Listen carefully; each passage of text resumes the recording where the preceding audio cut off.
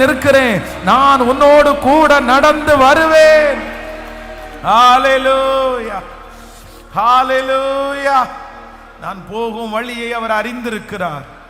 நீங்கள் போகும் வழியை அவர் அறிந்திருக்கிறார்.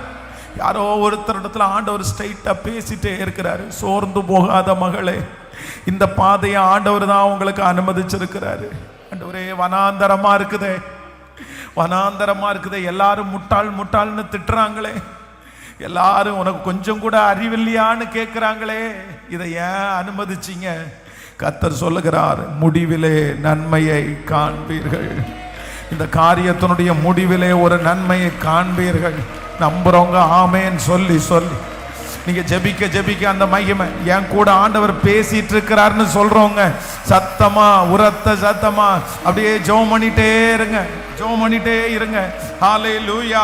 அந்த வார்த்தையை கர்த்தர் ஆமென் சரியான தவறான பாதையிலே ஒரு சரியான பாதையை நியமிக்கிற கர்த்தர் அவர், நியமிக்கிற கர்த்தர் அவர், என் கரத்தை பிடித்து நடத்துகிறவர். ஹல்லேலூயா. என்